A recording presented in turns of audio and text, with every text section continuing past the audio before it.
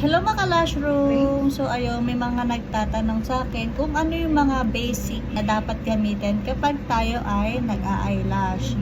So uumpisahan natin dito sa ating pang lash bath.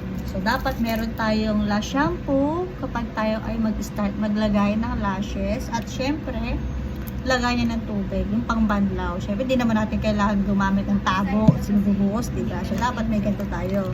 Ito yung panimula. At syempre meron tayong gel patch. Ito yung nilalagay natin sa lower lash. At syempre yung mga tape. At ito, glue. Diba? Dapat may glue din tayo. Hindi didikit sa lashes kung wala tayong glue. Diba? Syempre, dapat may glue. Diba? Inulit. At syempre, meron tayong shaker. Ganito ang pag-shake. So, pag ganito, yan, i-shake mo lang siya ng ganyan. Sabi yan? Wait lang. Basta i-shake siya. Yan. Hindi siya pwedeng ganon. Ganito lang siya. Yan.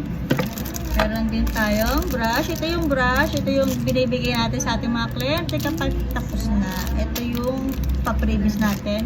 Para may magamit silang brush.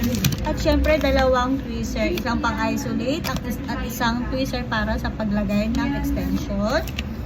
At syempre, yung macro lens natin para makakuha tayo ng magandang kuha sa ating mga ginagawang lashes. Ayan. Diba? Lakas niya. Rechargeable siya. At syempre, lashes. So, ayan. Dapat may mga lashes tayo. Dapat kumpleto tayo ng mga sizes sa paglalashes. At syempre, ang pinakauli, dapat meron tayong mini pan, diba? Para hindi masaktan si client. Yan. Ano ba mga kailangan natin? Ito, kailangan ko to. Kasi minsan medyo nahihilo ko kapag napapagod ako ng husto. Yan. Bango. At ano pa bang mga kailangan natin?